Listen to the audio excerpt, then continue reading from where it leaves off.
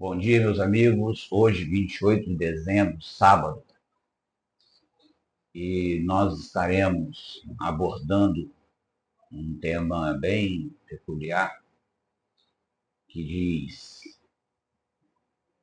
seu relacionamento com Deus, ou melhor, seu relacionamento espiritual é com Deus ou com a sua própria catarse pessoal? Se eu não souber o que significa catarse, você olha no Google depois, tá? Nós éramos mantidos mortos por uma lei caduca. Agora morremos para ela e vivemos a graça de Deus, que tem um poder de transformação. Como eu sempre venho dito, a lei só mostrava o erro, tá? Romanos 7,7. Agora, porém, libertados da lei, estamos mortos para aquilo a que estávamos sujeitos, no qual a morte, de modo que servimos em novidade de espírito e não na caducidade da letra. Isso está escrito, como eu falei aqui, em Romanos 7,7, que às vezes a pessoa fala assim, caducidade, isso não está na Bíblia. Está lá, Romanos 7,7, tá? E por que a palavra caducidade? Que está caducando, ou seja, ela está chegando ao seu propósito, tá? E quando a Bíblia fala em Romanos 10,4 que o fim da lei é Cristo, a palavra ali é telos, não é escatos. Escato quer dizer fim de acabar. Telos quer dizer propósito. Tá? Então, quando chega Jesus, ele cumpre o propósito da lei. Então, nós não servimos mais aqueles muitos mandamentos, porque Jesus já morreu por nós. Ele substituiu todas as coisas. Então nós devemos a Ele toda a honra e glória, porque Ele não tem o poder só de nos mostrar o erro. Ele tem o poder de nos transformar e fazer com que nós nos livremos de todo o mal. Ok? Por isso que é a caducidade da lei. Tá bom? Nós seguimos em novidade de vida, espírito, e não na caducidade da lei. Olha só essa. O deserto é cheio de paradoxos. Tá? À noite é frio, durante o dia super quente. E os animais peçonhentos, perigosos, estão lá do mesmo jeito, de dia ou de noite, não importa a hora. De vez em quando aparece um oásis, mas já percebeu que muitas vezes aquele oásis, na verdade, você caminha, caminha e é uma miragem?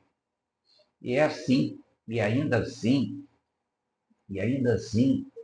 é melhor viver lá do que viver no estresse de uma mulher descontrolada, barraqueira. Né? Provérbios 21:19 diz assim: melhor é viver no deserto que com uma mulher briguenta e amargurada.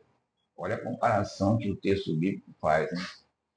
Muitos põem a culpa em Deus por todas as mazelas e sofrimento do ser humano. Mas, na verdade, o homem foi criado reto, né? Foi bom criar. Pena que quis dar uma de esperto e se esfarelou. Em Eclesiastes 7:29 diz: eis que tão somente achei que Deus fez o homem reto. Aí o texto, tá? Mas ele se meteu em quê? Em muitas astúcias. Pertinho, né? Se deu mal. Tenho observado um fenômeno interessante nas redes sociais. Tem muito tempo que eu escrevi esse texto. Tem visto aumentar várias orações direcionadas a Deus e publicadas ao mesmo tempo na rede social. Qual a razão ao fato? O que se espera? Qual o propósito?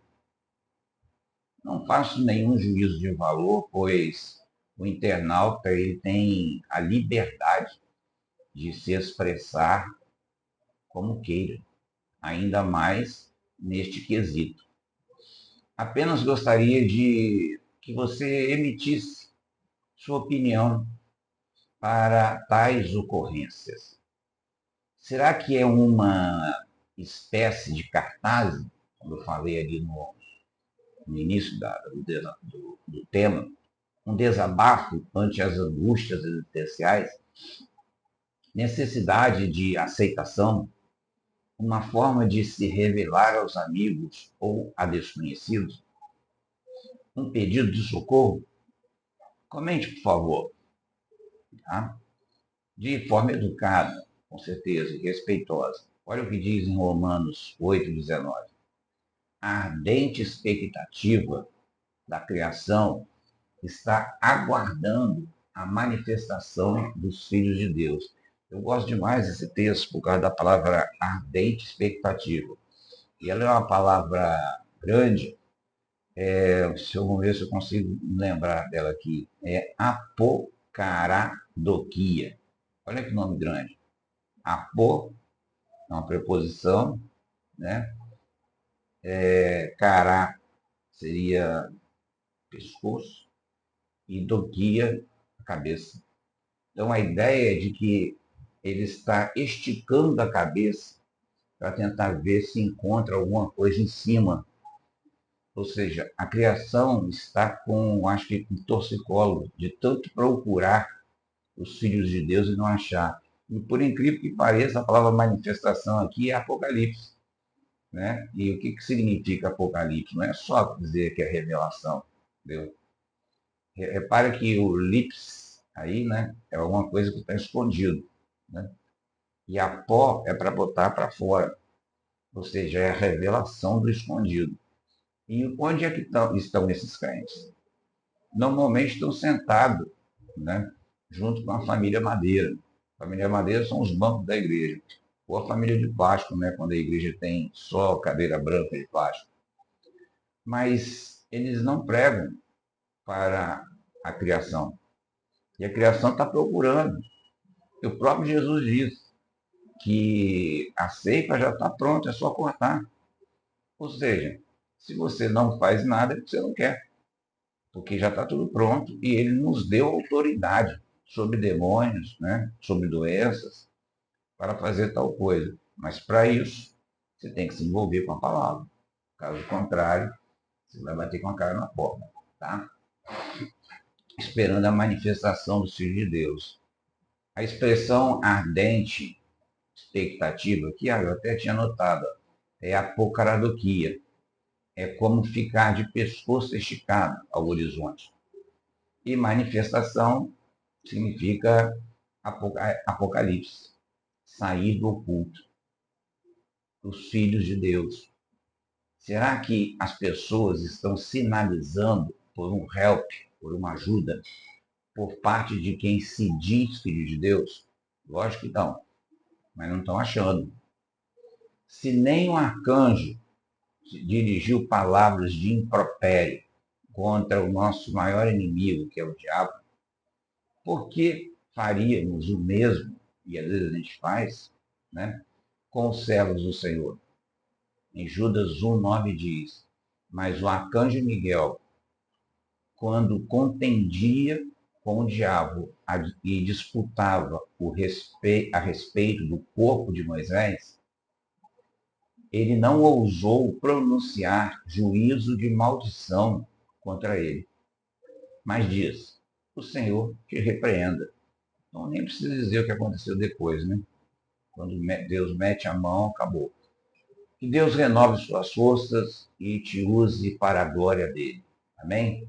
E a pergunta fica, seu relacionamento espiritual é com Deus ou com sua própria catarse, tá? Pessoal? Pense nisso e tenha um dia abençoado na presença do Senhor. Amém.